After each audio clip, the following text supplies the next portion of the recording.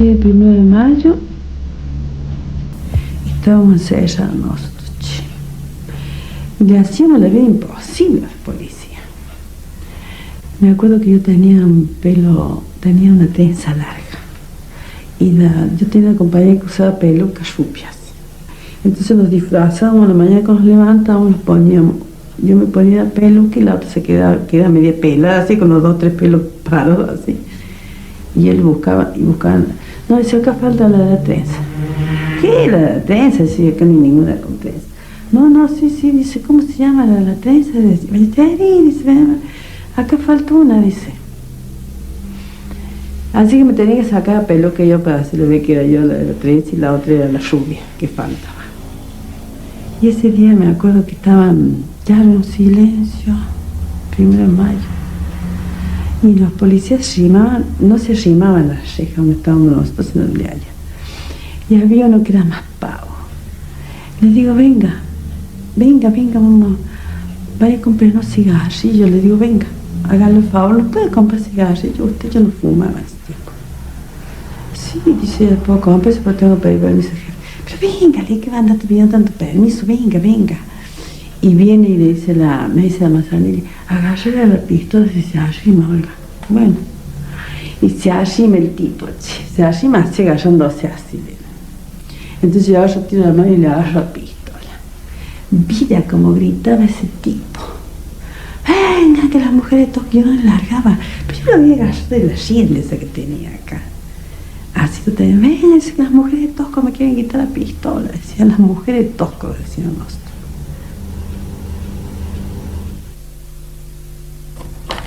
Y después, por alguna infidencia de algún guardia cárcel, un poco, y por el preparativo que estaban haciendo hacia ese pabellón y que yo, nos dimos cuenta que venía a nuestro pabellón.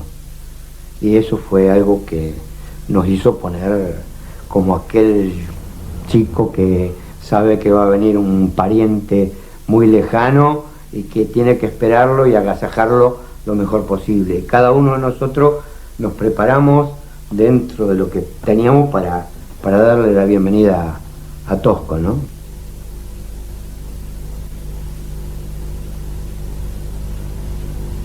Yo lo conocí a Tosco, creería que como cualquier otro habitante de Córdoba, antes de estar en EPEC, antes de entrar a trabajar en EPEC. Le estamos señalando a la dictadura y al sistema que pese a todas las represiones, que pese a todos los pantillones, el pueblo está firme y decidido a construir su destino por más represión que se aplique.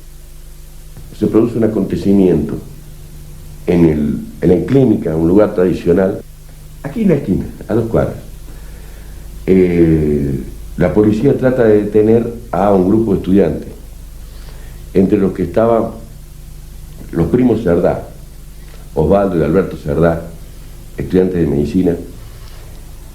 Estaba el gringo Mena, después fundador de el PRT, y cuando lo detienen a uno de ellos, los otros se abalanzan sobre la policía, se lo sacan, salen corriendo, y a Alberto Cerda le pegan un tiro en la pierna. Se meten dentro del clínica y lo toman. Se hace una gran asamblea adentro del clínica y lo toman. Cierran todas las puertas y estos animales rodean el clínica con los bomberos, con la guardia de infantería, y los retoman por la fuerza. Se llevaron enfermeros, médicos, enfermos, porque los enfermos abrían la cama y dejaban que se metieran los estudiantes que venían corriendo. Es decir, algunos se escaparon por detrás, por el río, y eso fue una eclosión. A partir de ahí declaramos la huelga general, y es ahí donde yo lo conozco a Tosco.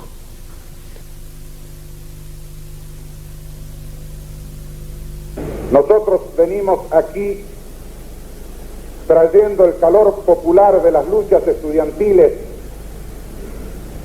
que desde el día lunes en Córdoba se manifiestan en actos, homenajes, ocupaciones, etcétera, reivindicando la razón y el sentido de la lucha en particular de Santiago Pampillón, que cayera alevosamente baleado por la policía el día 7 de septiembre de 1966, que estuviera en agonía en el Hospital de Urgencia de Córdoba, sustraído de los estudiantes y del pueblo, hasta el día 12 de septiembre en que falleció. Ustedes piensen que nosotros en el año 69, en el censo del 69, teníamos cerca de 60.000 estudiantes universitarios, de los cuales entre 7 y 8.000 eran a su vez obreros industriales. Nosotros decimos que tenía que ser presidente de la nación, le gritaba. Cuando hacía asamblea en cosas, tenía que ser presidente, gringo, tenía que ser presidente porque defender a nosotros, los pobres, trabajadores. Se mataba risa él. Le gritaban macana a nosotros. Claro, tendría que haber sido presidente. Los más llegados a él, no en la clandestinidad, estaba en el gremio en plena vigencia de toda la... tenía que ir, no sé si al Congreso, había sido citado por algunos legisladores o...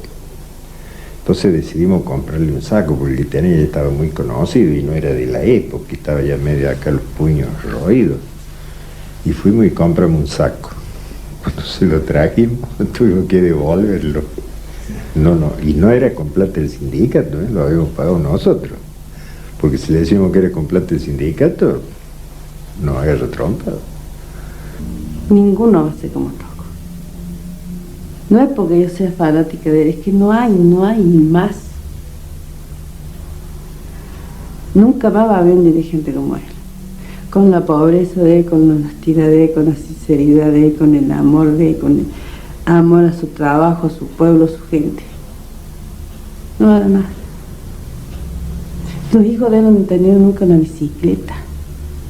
La casa de él, si mi casa es pobre y humilde, la de él era más pobre y más humilde. ¿Ya vas, dirigente, ya vas? En una oportunidad, él estaba trabajaba en Villa Rebol, en el taller electromecánico, y yo estaba en un taller automotor que está antes, entrando por la avenida Madrid. Y fueron 3 personas, eran 2 periodistas, una femenino y un masculino y un camarógrafo de la revista Gente. Habían estado en el sindicato, preguntaron por él, los mandaron allá, entran al taller, se equivocan, entran al taller automotor y los atiendo yo, y dice que quieren hablar con Tosco. Bueno, vengan, los acompaño, está allá. Dice, hay una asamblea allá, ¿no? Está trabajando. ¿Cómo? ¿Tosco no es el secretario general del sindicato? Sí, el secretario general del sindicato. ¿Y está trabajando? Sí, ya lo van a ver ustedes. Y bueno, fuimos y estaba en un banco de trabajo con su mameluco, armando unos, porque él fabricaba, armaba cargadores de batería estáticos para las subestaciones del interior. Y bueno, no lo podían creer que estuviera trabajando. Y el periodista le dice, pero usted, Tosco, dice, es el secretario general de Luis Fuerza Córdoba, sí. Y está trabajando, sí, porque para ser dirigente primero hay que ser obrero.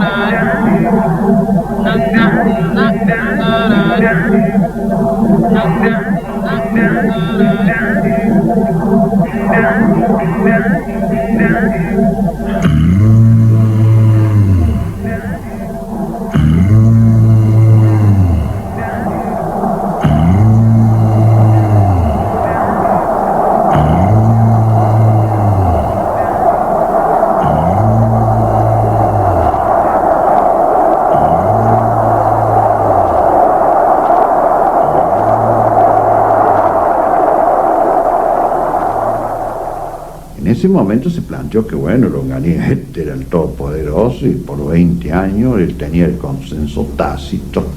Me preguntabas que si te había tenido algún riesgo. No al extremo, no, que de peligrar la vida de uno, no, de ninguna manera. Las cosas se fueron increyendo hasta llegar a eso, y por último a la última dictadura, que ya eso fue el genocidio, ¿no es cierto? Pero la de Onganía, esa ya había un salto grande en represión de épocas anteriores, con legalidad o siempre hubo represión. La antítesis del estudiante, la policía de la tercera ahí en el barrio de Clínica, era, digamos, la antítesis, ¿no es cierto? Desde que existe el movimiento estudiantil, todo giraba en torno a eso. Entonces, vuelta a vuelta, uno paraba ahí en el calabozo un rato, o lo sacaban al hospital, o pues cosas así. Otros, con lo más grave que ocurrió, 15 días en encausados, por ejemplo.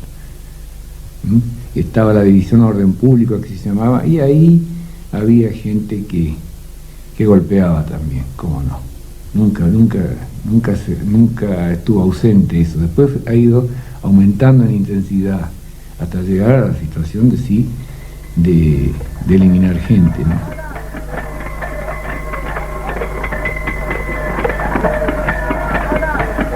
A solo 100 metros de la comisaría tercera se ha levantado una nueva barricada ardiente.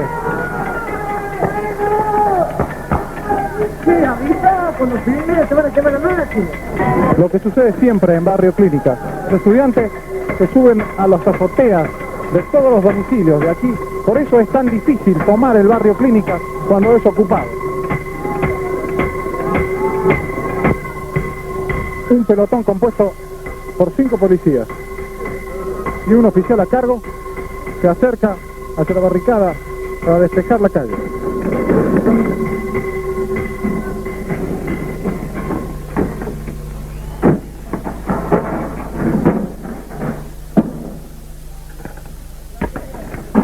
Llueven piedras desde los techos, pero son de pequeño tamaño.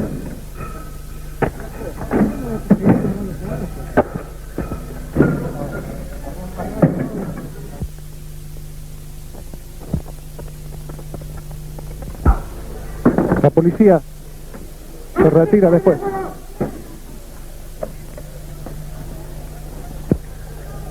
El policía que encabezaba el pelotón conversa con los estudiantes.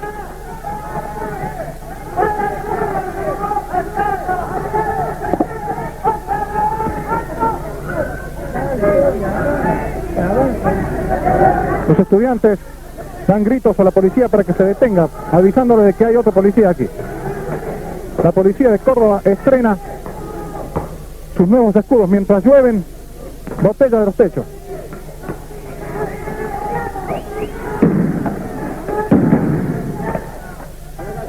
Se escuchan disparos de gases lacrimógenos. Los estudiantes lanzan botellas y bombas molotov, y la policía contesta con disparos de bombas de gases lacrimógenos. Esto ocurre cuando son las 19:50, perdón.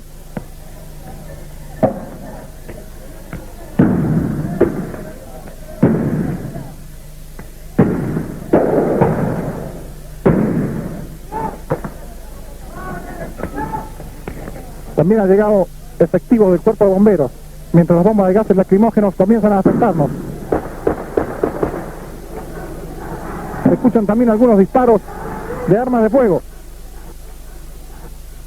Y cayeron compañeros presos nuevamente. Y cada vez se acentuaba más el propósito de introducir esa política comunitaria. Nos hablaban de un nuevo tipo de democracia, nos hablaban de un nuevo tipo de representatividad. Y entramos entonces al año 1969, donde la imagen de este compañero que hoy le rendimos homenaje iba cruzando la historia y manifestándose cada vez más vibrante en la expresión de quienes luchaban. Y esa política represiva que tendió a comprimir la rebelión del pueblo fue acentuada hasta el grado inconcebible de atacar las manifestaciones estudiantiles a balazos y atacar al movimiento obrero no solo en sus protestas públicas, sino en todos sus derechos. Se hacían por aquel entonces ya lo que era, se conocía como actos relámpagos. Consistía en 4 o 5 muchachos donde se mezclaban un poco trabajadores de la fábrica, generalmente de la fábrica, de Luis Fuerza, por cierto, y un gran núcleo de activistas, ¿no? Y estudiantes, 4 o 5 hombres, llevabas volantes, ya todo preparadito, se acordaba ahí momentos antes de realizar los actos relámpagos. Se iba a un lugar determinado del centro, cada grupo a un punto dado, a una esquina generalmente, tirabas los volantes, arengabas, tirabas una bomba de estruendo y picabas, porque ahí nomás la policía te corría.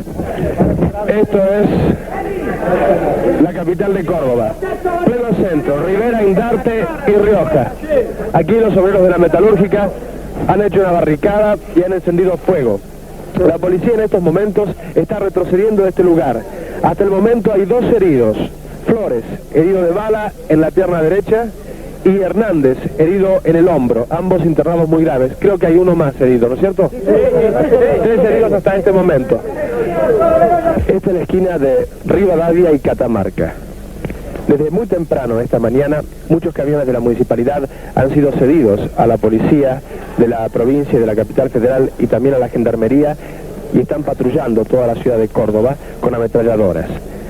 Sin embargo, a las 11 de la mañana todos los obreros han dejado sus trabajos y han venido por distintas avenidas muy bien organizados hacia el centro de la ciudad, adueñándose de distintos sectores como este, por ejemplo. Se han expandido de tal modo sobre toda la ciudad de Córdoba que la policía, incluso con la ayuda de los camiones de la municipalidad, no da abasto para contrarrestar esta acción que estamos viendo. En aquella esquina, por ejemplo, por una de las calles laterales, un pelotón policial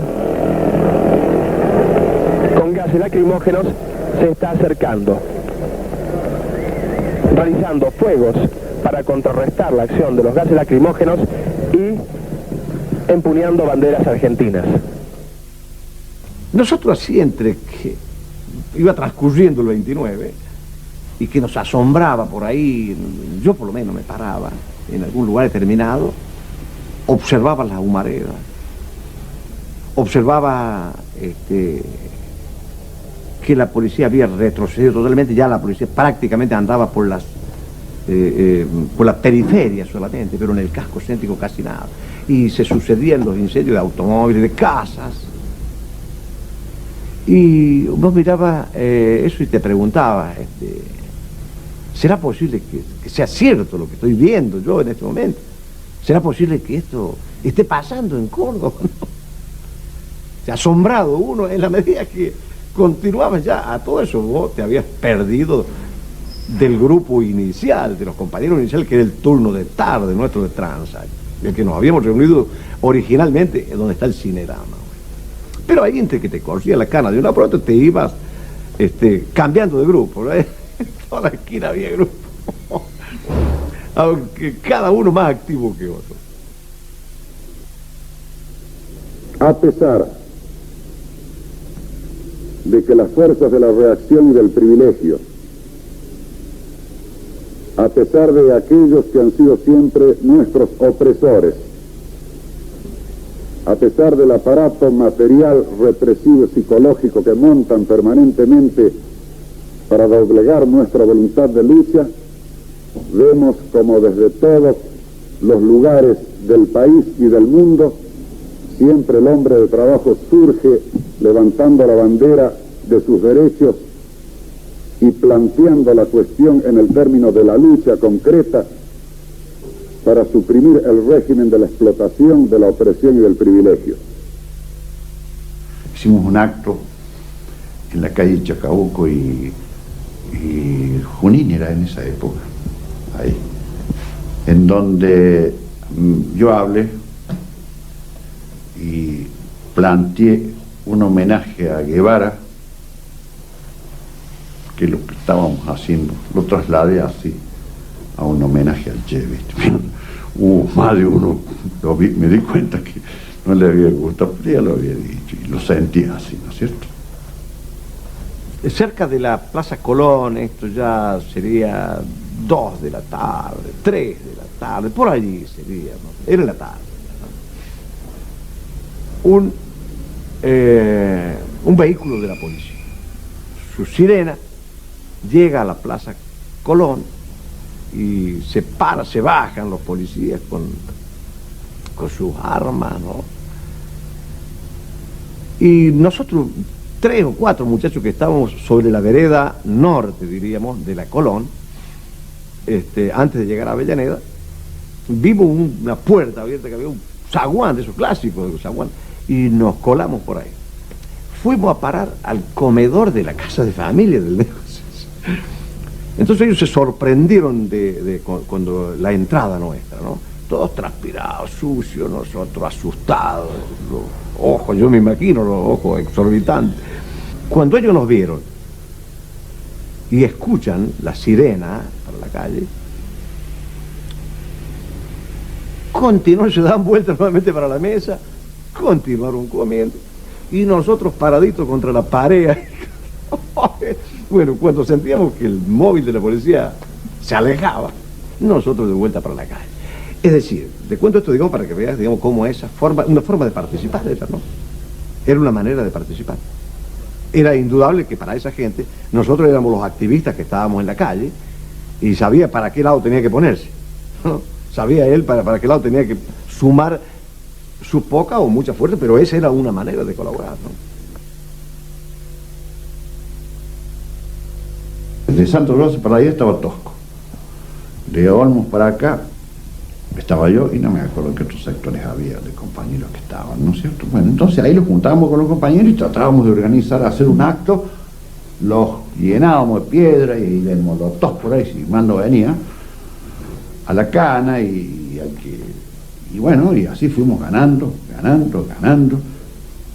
y íbamos a lograr el acto. Si no muere Mena, Máximo Mena, posiblemente terminaba en un acto y a lo mejor alguno, ¿cierto?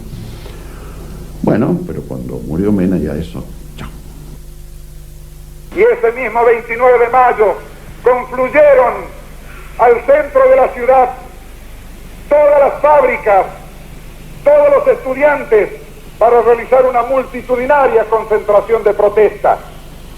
Pero la represión que se había ensañado con toda esta serie de mártires volvió a actuar, y un compañero obrero nuestro, sin haber llegado al centro, el caso del compañero Máximo Mena, de mecánicos, cayó con un balazo en el corazón frente a la terminal de ómnibus. Y de allí, evidentemente, el pueblo no pudo contener su indignación y su espíritu de lucha. Y así, con sus manos, con su cuerpo, pero con su dignidad, con su valentía, con su protesta, con su repudio a todo, reventando esa compresión de 3 años que nos impedía hacer actos, que nos impedía manifestarnos, superó a las fuerzas de la represión y tomó a la ciudad de Córdoba en lo que nosotros consideramos el glorioso cordobazo del 29 de mayo. Bueno, me fui a cambiar un poco, ponerme una zapatilla, porque estaba muerto los pibes. Llegué a casa y ya se había ido el compañero periodista. Estuve un rato y me vuelvo. A veces salí a la casa 5 menos 10. Y a mí me agarró el ingreso de los milicos en el Clínica, en la calle Chubut. Ahí cuando sentí los tiros me metí en un zaguán hasta que llegué al sindicato. Y ahí me quedé. Nosotros quemamos y hicimos mierda lo que queríamos hacer mierda. La Citroën, porque era el grupo, era propiedad del grupo de Caballero. Hacer pedazos, hacerlo caer a Caballero era un objetivo político impresionante. En segundo lugar, quemamos la Xerox, porque la Xerox era una expresión del imperio, era una expresión del imperialismo, y queríamos tirar una señal en ese sentido. Y en tercer lugar, quemamos la Oriental, porque la Oriental era un símbolo previo a comerse todas las masas, ¿no? Es decir, sacar todas las masas y las tortas y comerlas en la Plaza Colón, ¿no es cierto? Sí.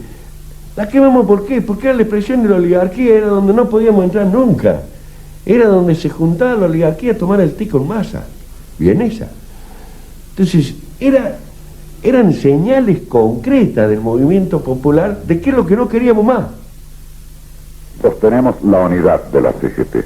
Nuestro pensamiento, nuestra práctica, nuestra vocación fundamental de trabajadores está en defender la unidad, pero una unidad en la acción, unidad en la lucha y unidad orgánica tal cual está planteada en estos momentos en la unidad combativa del sector del peronismo legalista que encabeza el compañero Atilio López, de los gremios independientes de Córdoba y de los gremios no alineados. Creemos que el movimiento obrero de Córdoba, que la clase obrera de Córdoba quiere una CGT unida, no quiere una CGT sectaria, no quiere una CGT sometida a ningún partido político, quiere una CGT que responda a las bases obreras y defienda con unidad en la lucha y con unidad orgánica los derechos de los trabajadores de Córdoba. Eso queremos y eso quiere el movimiento obrero y eso vamos a defender nosotros.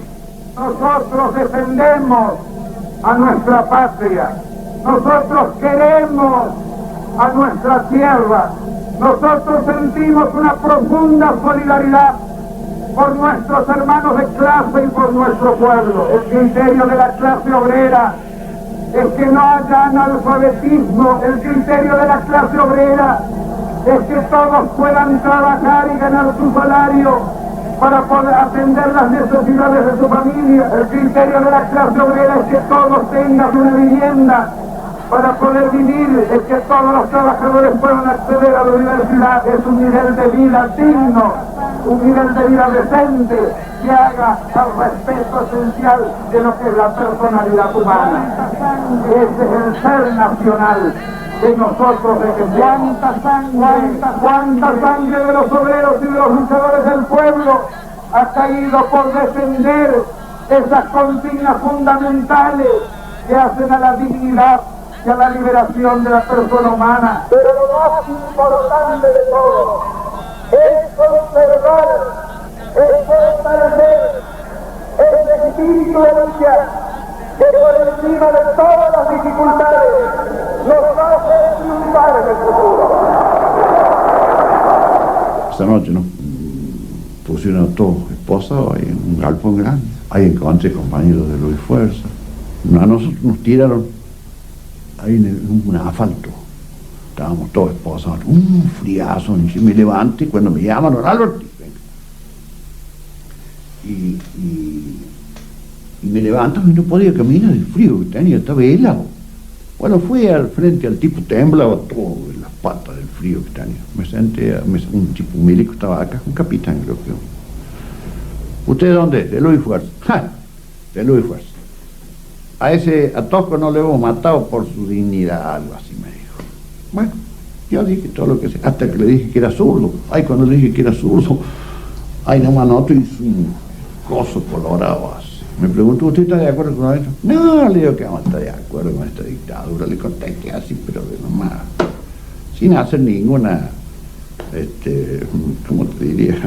Autocuidado. ¿Qué autocuidarse? Bueno, después estaba el flaco Canelli también, que era un muchacho que había sido la construcción del PC. Sí, Canelli. Bueno, los esposaron juntos, nos llevaron al Consejo de Gallo.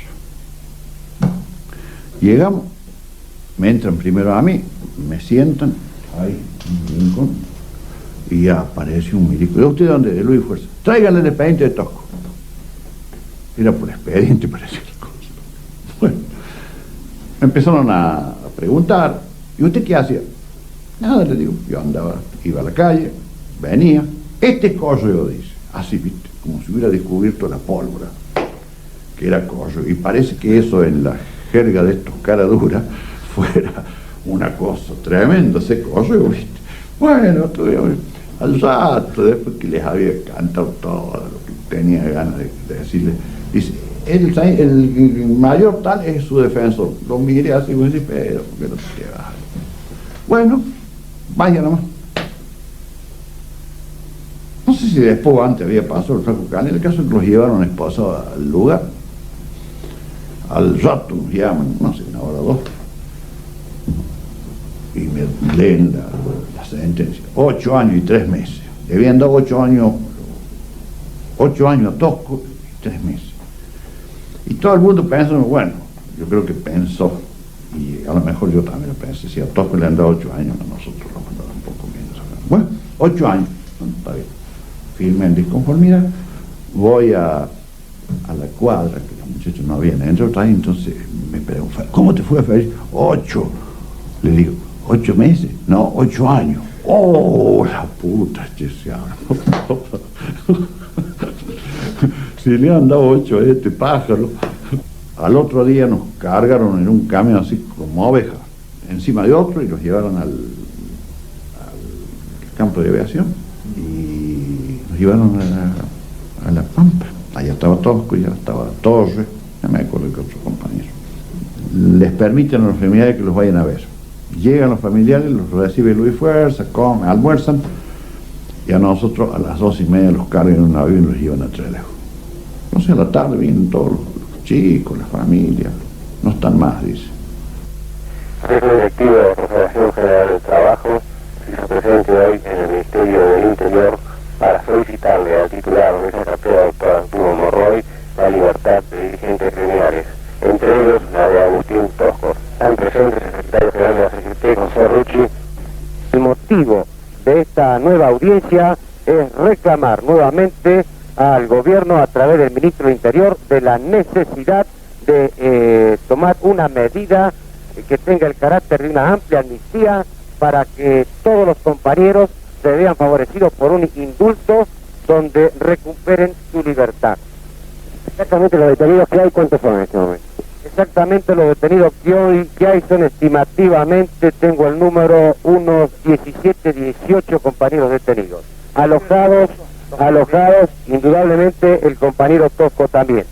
Alojados en la cárcel de Casero 3, en la cárcel de Devoto 3, en Coordinación Federal 1, en la cárcel de Salta 1 y en la cárcel de Neuquén 14 compañeros, entre ellos una compañera. Y se descubrió de que de la ventana de la celda se veía la calle, una esquina, ¿sabes?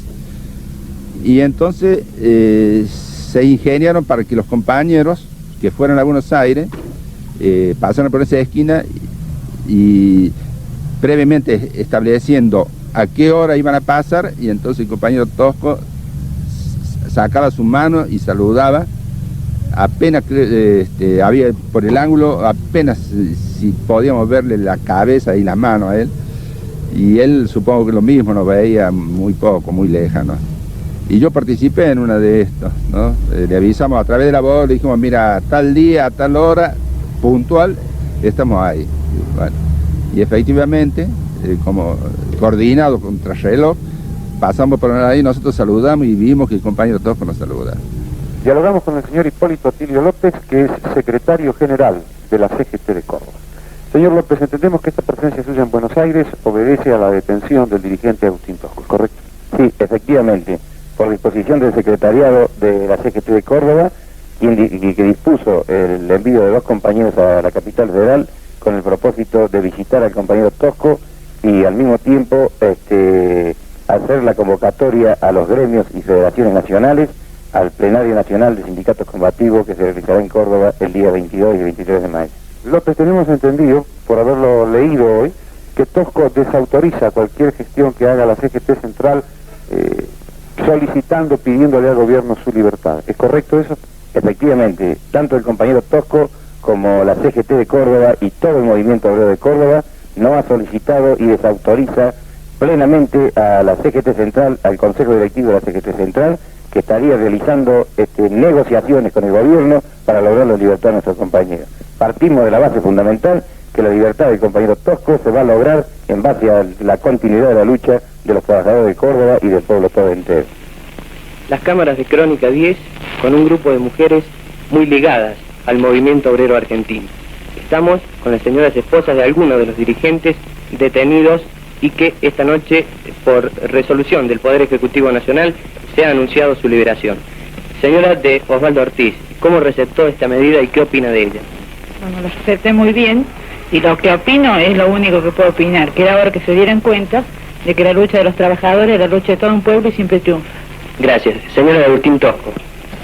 Bueno, yo creo que esta medida está muy bien tomada porque la libertad de los muchachos que están presos allá en el sur, inclusive mi esposo, es injusta. Primero y principal, porque los muchachos que están presos allá en el sur están presos nada más que por haber hablado en nombre de los desposeídos, de la gente que tiene hambre y sed de justicia, nada más. Gracias. Señora de Felipe Alberti. Bueno, yo cuando me enteré de la noticia, por cierto, que muy emocionada, deseando de que sea pronta la libertad de ellos, y inclusive de que no merecen estar encerrados. Gracias. Señora de Simón de Gaiti.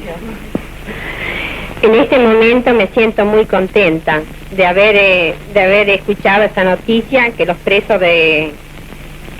todos los presos están liberados, y esto ya lo esperábamos de un momento a otro, nada más. Gracias. Señora de Jorge Cadén. Bueno, yo me enteré por un familiar que nos ponía en libertad. Estoy muy contenta, espero de que a la salida de ellos tendremos que ir a esperarlo, nada más. Gracias. Señora de Tomás de Tofino. Bueno, yo estoy muy contenta no solamente por la libertad de mi marido, sino por todos los compañeros que fueron tan arbitrariamente detenidos. ¿Cómo te llamas? Yo me llamo Héctor Agustín Tosco. ¿Estás contento? Sí. ¿Por qué? Porque sale en libertad mi papá. Y cuando venga tu papá, ¿qué le vas a decir? Yo voy a ser sindicalista. Gracias. Cuando son las 12, hora fijada para la iniciación del acto conmemorativo del 4º aniversario del Cordobazo, siguen arribando al lugar de realización de la concentración numerosos grupos. Uno de ellos, según ustedes pueden apreciar, porta una corona en homenaje a Máximo Mena, primer muerto durante los sucesos de mayo de 1969.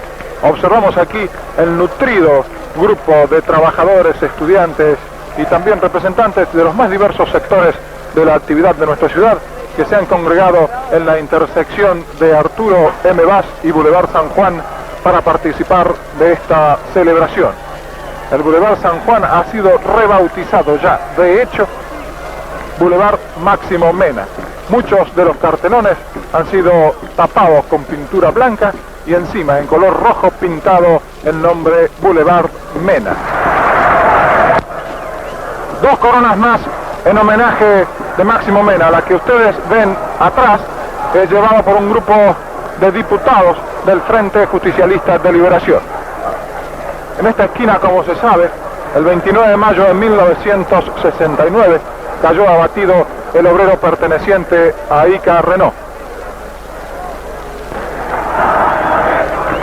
Techos y terrazas de las fincas vecinas han sido prácticamente invadidos por los asistentes a este acto.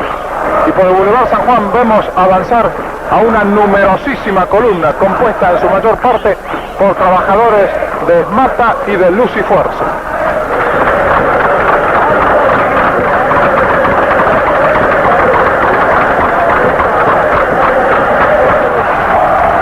Agustín Tosco se acaba de instalar en el palco y saluda con el brazo izquierdo cerrando el puño y el brazo derecho haciendo la V de la victoria típica del Frente Justicialista de Liberación. abrazada a Agustín Tosco, vemos a la viuda de Máximo Mena, mientras crecen los estribillos y manifestaciones por parte de los asistentes. Un original grupo encaramado en un tanque de agua.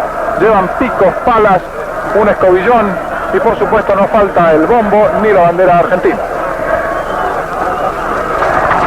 Confundido en un verdadero enjambre humano, avanza lentamente el presidente de Cuba, doctor Osvaldo Dorticós Torrado.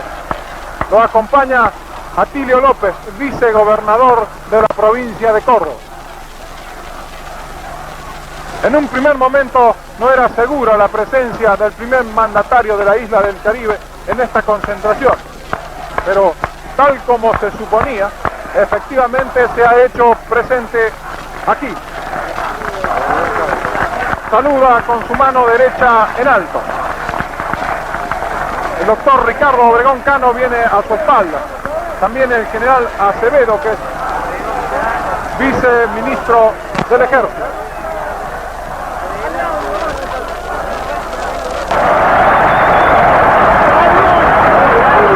Coincidiendo con la llegada del presidente cubano, es quemado un muñeco que representa al tío Sam.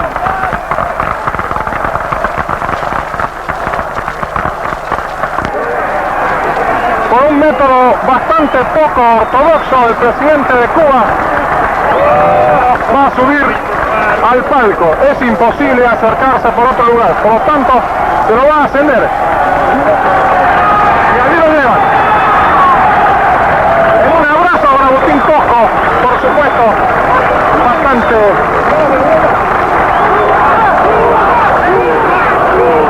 La multitud estalla el júbilo.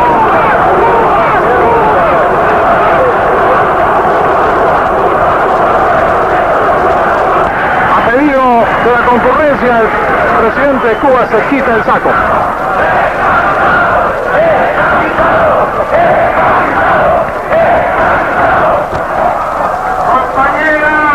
Cerrando el acto, habla Agustín Tosco, secretario adjunto de la CGT y secretario general del sindicato de Luz y Fuerza. Los estudiantes, el pueblo combatiente de Córdoba, con sus barricadas, con sus fogatas, levantaba la llama revolucionaria de todo un pueblo contra la infame dictadura que oprimía nuestro país. En aquel momento, compañeros, la CGT y el pueblo, todos unidos salimos a combatir, a la calle para transformar revolucionariamente esta sociedad en decadencia. Hoy también aquí, compañeros, nos sentimos conmovidos con los compañeros liberados, con el compañero presidente de Cuba, con la juventud aquí presente, en un abrazo fraternal y combatiente de todo el pueblo que lucha.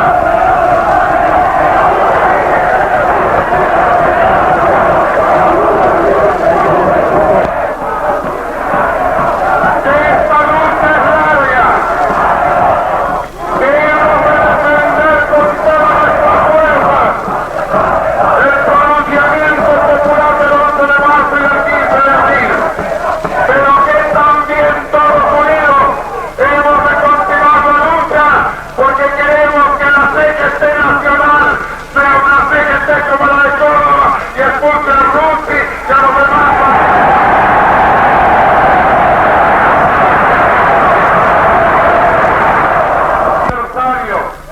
Del glorioso Cordobazo, nosotros les exhortamos a continuar unidos, a continuar en la lucha, a continuar en el combate por nuestra patria libre, por nuestra querida y hermosa patria socialista. Nada más, compañeros.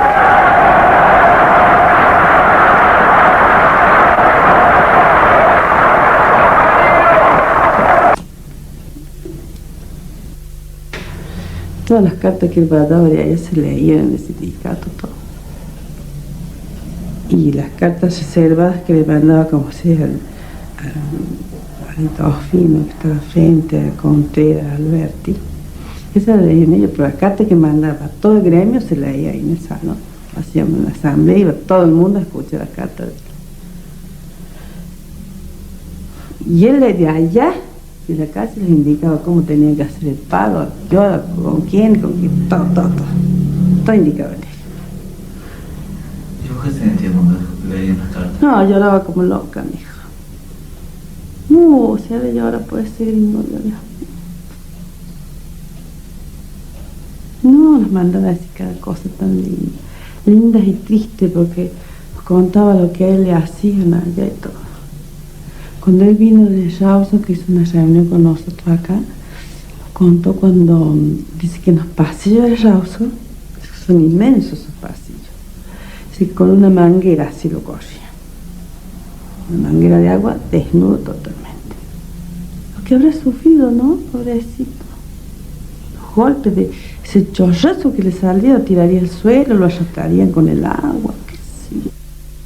Se organizaban así grupos que iban a los cines, ¿sabes? Y calaban en una cartulina Libertad a Tosco, ¿sabes?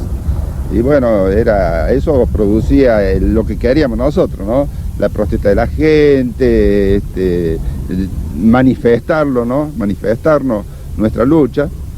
Y bueno, en mano de una oportunidad hubo que salir, se hizo prácticamente un escándalo, la gente silbaba, interferíamos en la proyección de la película. Claro, bueno, los compañeros iban al Putman y buscaban el haz de proyección de la película y ahí ponían la cartulina calada donde decía Libertad Tosco, y para que se proyectara en la pantalla. En más de una oportunidad no dio resultado, no lo conseguimos, que es la silbatina y nada más. Así nos contaba eso. Después nos contó cuando nos mandó la carta de Horacio Guaraní, que Horacio le mandó una canción, dice que dice de la avenida y qué sé yo, los pájaros encerrados, encarcelados, enjaulados, pájaros enjaulados. También nos contó así que se subió a una ventana a gritar que Guaraní le había hecho una canción, le había mandado una carta. Y se puso todos los colchones pilados así, y no me cansaba, dice, pero algo gritaba, dice, parece que me escuchaban ustedes. Decía.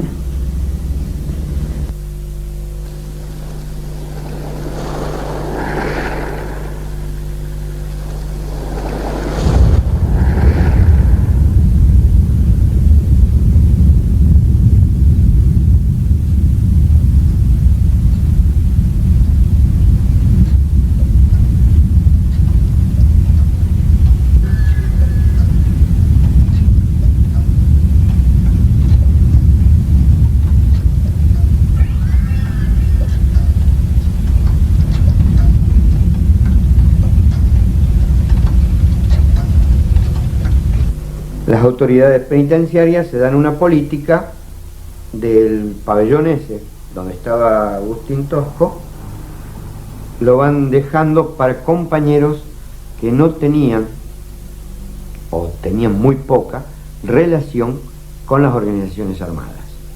Y a los compañeros que teníamos relación y habíamos caído relacionados con las organizaciones armadas, nos pasaron para otros pabellones.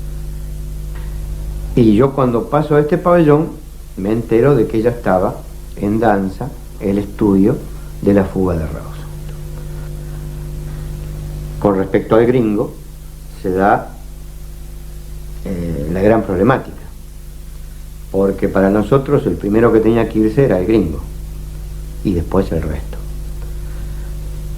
Entonces Santucho con otros compañeros van a planteárselo al gringo, la posibilidad de la fuga, la viabilidad de la fuga, y que él sea uno de los primeros que sale. Yo me entero después que el gringo no aceptó, y ahí está lo valioso de él, ¿no? No miró desde su punto de vista personal si quería o no estar libre. Él pensó desde dónde podía ser más útil a sus compañeros. Él no iba a ser útil para los compañeros que lo habían elegido que estuviera al frente del gremio desde la clandestinidad.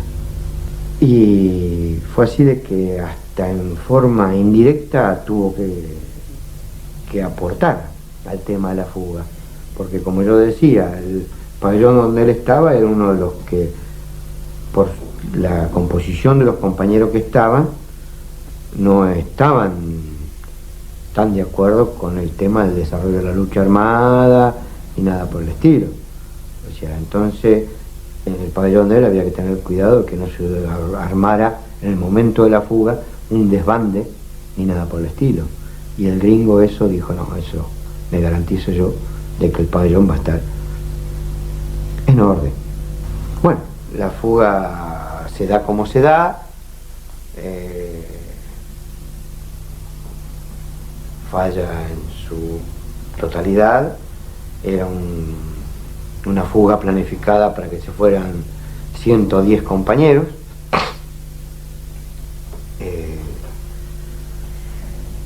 Por eso es que iban a quedar muy poquitos presos y por eso es que se temía por la vida de los que quedaran, pero nos quedamos muchos más, se fueron 6 en libertad y a 16 quedaron atrapados en la base. Yo recuerdo que hace un año estábamos los compañeros en el penal de Rawson enfrentando muchas dificultades. Después del 15 de agosto a todos nos oprimía una angustia por la suerte de aquellos compañeros que habían sido capturados en el aeropuerto de Trelew y que estaban alojados en la base aeronaval Almirante Sara. La noche del 15 de agosto, que fue la última oportunidad en que nosotros podíamos escuchar radio, sabíamos que 6 compañeros habían recuperado su libertad, pero que 19 compañeros estaban en manos de las fuerzas de la represión. Esa radio, hasta que durara las pilas, nos iba a decir qué pasaba afuera. Y entre todo lo que nos dijo que el 22 de agosto habían fusilado a 16 compañeros.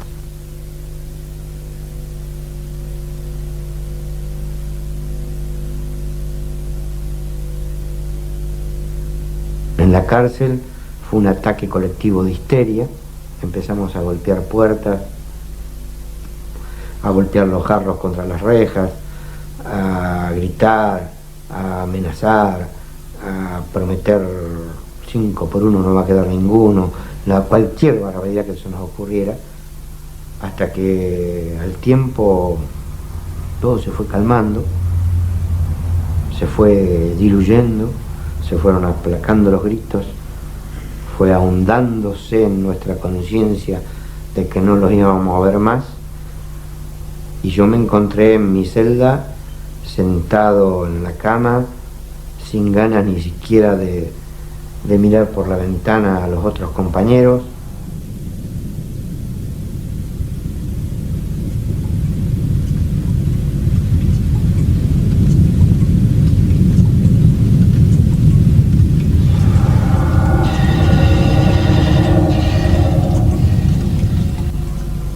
Y de a poquito alguien por la ventana empezó, compañeros, compañeros, compañeros, compañeros, los quiero escuchar, compañeros, no se caigan, compañeros, no se caigan, porque si ustedes se caen, ellos están muertos, pero está en ustedes el que los haga vivir.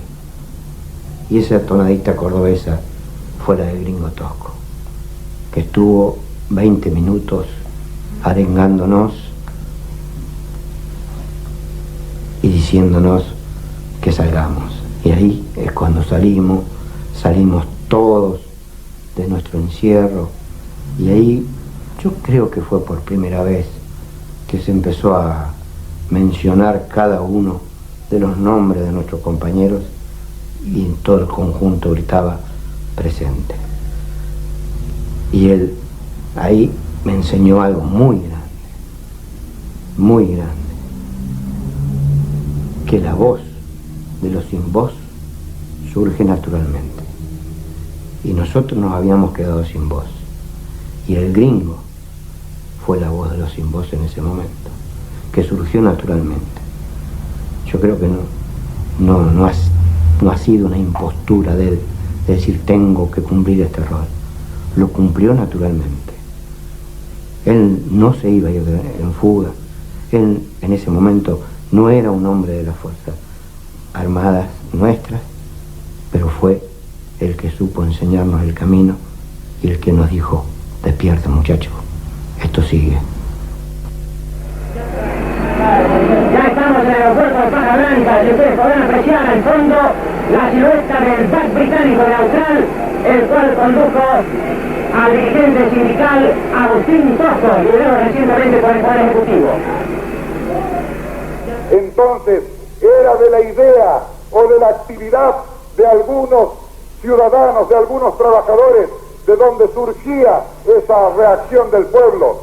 No, era la reacción nacida en el propio pueblo, organizada por el propio pueblo y que en definitiva, por encima de Onganía, de toda la represión y de todos los años que nos dieron, nosotros cuando llegamos a Córdoba, nuestro primer grito fue abajo a la dictadura, el pueblo es quien nos ha liberado. Tenemos una gran emoción, sentimos una gran alegría de estar otra vez entre todos ustedes. Cuando volábamos sobre Córdoba y mirábamos esta tierra tan querida, que tuvimos que abandonar por más de 6 meses, cuando recordábamos el estar en la prisión, recordábamos a nuestros seres queridos, a nuestros compañeros, a nuestros amigos, cuando los recordábamos a ellos y sabíamos que estaban luchando con dignidad, que continuaban su lucha con firmeza, nuestro espíritu se fortalecía. En ningún momento declinó nuestra moral, porque estaba respaldada por el movimiento obrero de Córdoba, por la maravillosa juventud universitaria, por los compañeros sacerdotes del tercer mundo, por los compañeros abogados defensores, por las instituciones sociales y políticas que continuaban luchando por la justicia social y por la liberación nacional.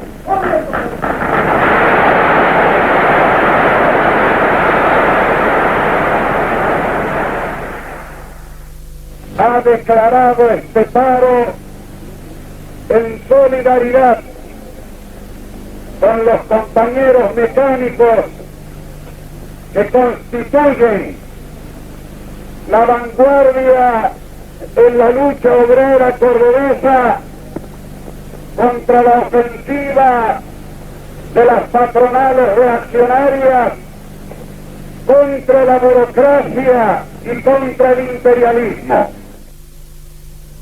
Cuando nosotros observábamos la manera en que ingresan al local sindical, bueno, pudimos comprender que evidentemente no había lugar a plantear ningún tipo de resistencia, porque aparte era la policía.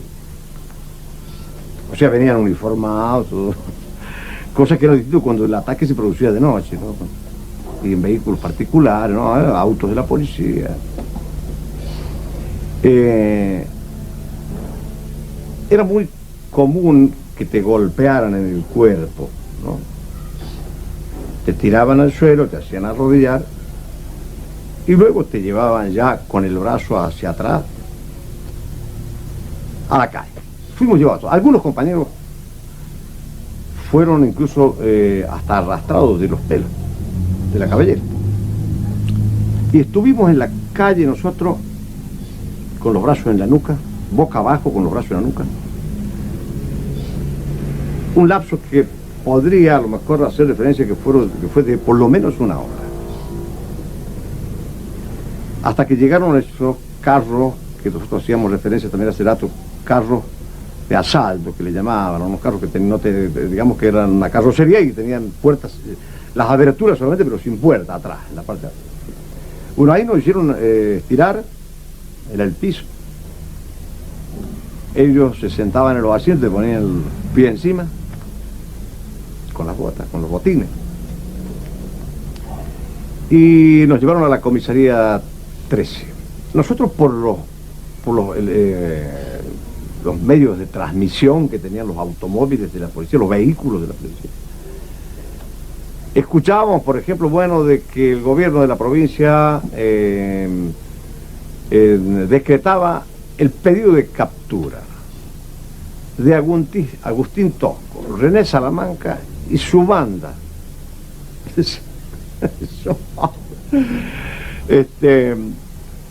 Luego de, por cierto, hacer referencia de que la policía había sido tiroteada desde el sindicato de Luz y Fuerza y que eso había motivado de que la policía tuviera que ingresar al local. Pero ellos decían que habían sido atacados desde la organización. Entonces nosotros continuábamos, los cuerpos orgánicos se habían reuniéndose normalmente, pero teníamos que buscar, generalmente era en el sindicato estaba el compañero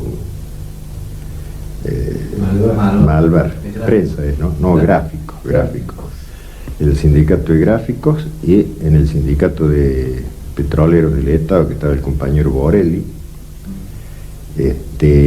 Así que así nos íbamos moviendo donde nos dieran lugar para podernos reunir, tanto el cuerpo delegado como el consejo directivo, hacer asamblea, pero seguíamos trabajando orgánicamente.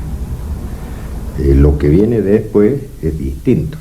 Ya con Tosco en la clandestinidad prácticamente era más difícil trabajar orgánicamente, porque ya no había tanta, digamos, solidaridad de los otros gremios por el temor a la represión, porque era muy dura la represión en ese momento. El objetivo de la Cabana y García Rey era liquidar con Tosco, que no hablara más Tosco, ¿no es cierto?, atomizar al movimiento obrero acallándolo a Tosco. Ahí fue distinta la cosa. En la primera intervención, cuando se decía que estábamos en la resistencia, no había esa represión, esa persecución así a muerte, ¿no es cierto? O sea que son dos etapas: la conducción en la resistencia y el paso a la clandestinidad de Tosco. Un viaje en tren que se organizó a Buenos Aires, me dijeron que era para una entrevista que tenía Tosco con dirigentes políticos. Me nombraron estaba Alfonsín, Allende, bueno, no recuerdo qué otro, ¿sabes? Para debatir la situación del país, tan dificilísimo, ¿no? Y los recaudos que tomamos ahí era, bueno, que justo a la hora de cumplirse el horario de partida, veíamos si había algún movimiento raro, si había policía. Entonces, si no había novedades, bueno, se le daba el aviso a Tosco para que subiera al último momento al tren, ¿sabes? Que Tosco subió al tren y en la escalinata me pidió por favor que le fuera a comprar un calmante, unos genioles, porque le dolía mucho la cabeza. Entonces yo corrí a un kiosco ahí cerca y le alcancé una caja de esto, cafepirina, genioles, no recuerdo. Y eso nos quedó presente, ¿no? Porque después, a la vuelta y al poquito tiempo, ya empezó a circular la versión de que Tosco no estaba bien, de que estaba enfermo. El gremio empezó a vivir todo un momento de incertidumbre, la información era muy difícil. Que seguía mal, que seguía grave, que seguía grave.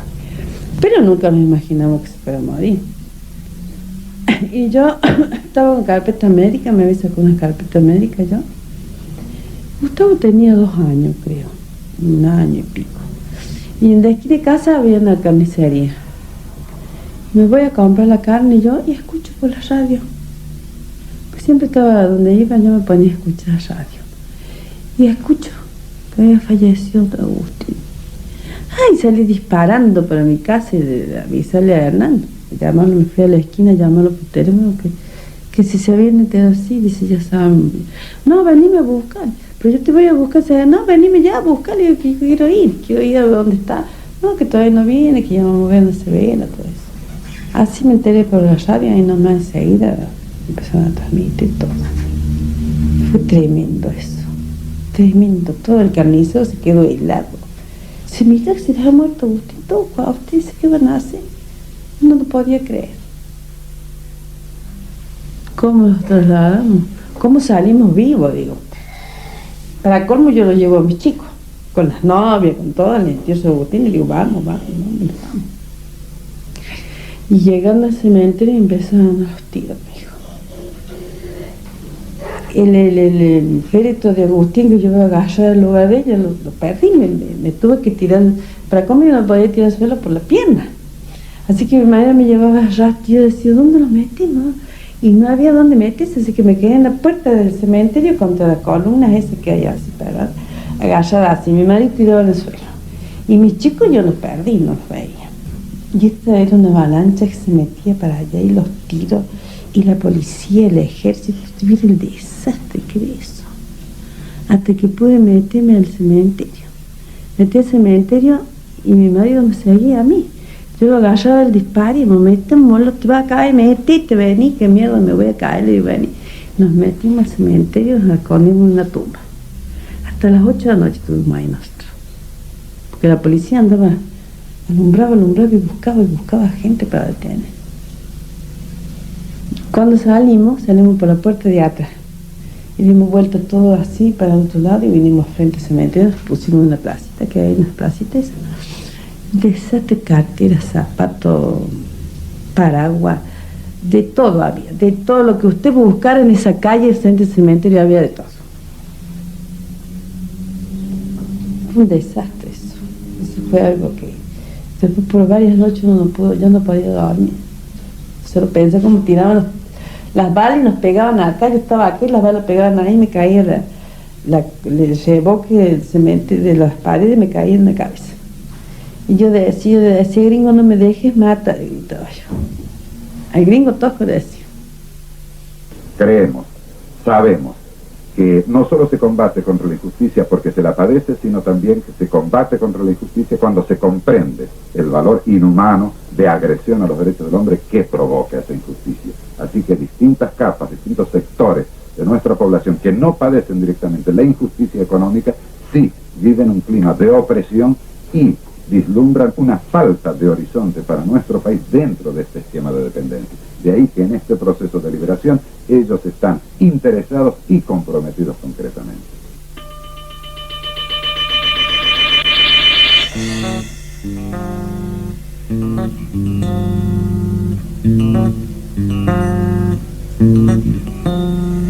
Pero como no sabes computación, ya te veo, nena linda, ejercer prostitución. Pero como no sabes computación, ya te veo, nene feo, arrestando el callejón. Hay falta de trabajo y yo no encajo en este país que se viene para abajo.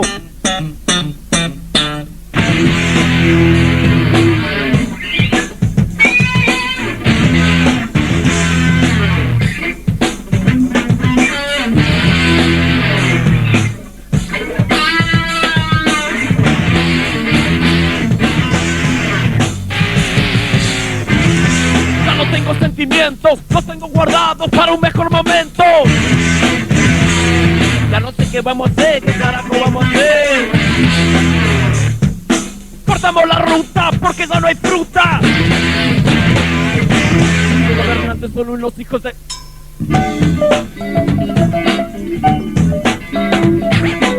Que ya no hay caso, se viene el cordobazo. Que se viene...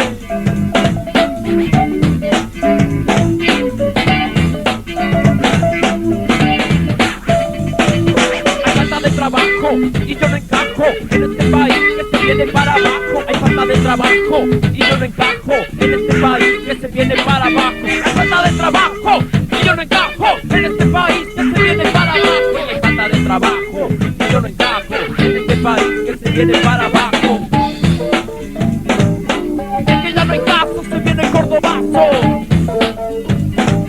Se viene. Hay falta de trabajo y yo no encajo en este país que se viene para abajo. Y hay falta de trabajo y yo no encajo en este país que se viene para abajo.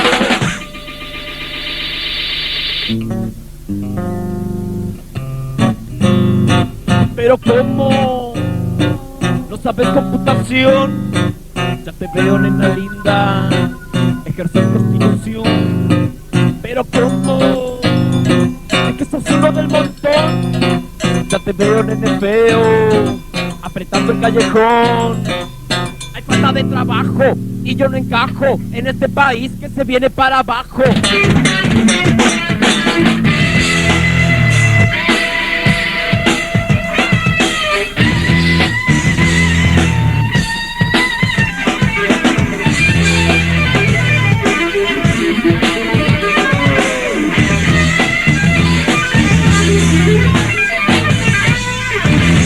Ya no tengo sentimientos, los tengo guardados para un mejor momento. Ya no sé qué vamos a hacer, qué carajo vamos a hacer. Cortamos la ruta porque ya no hay fruta. Los gobernantes son unos hijos de...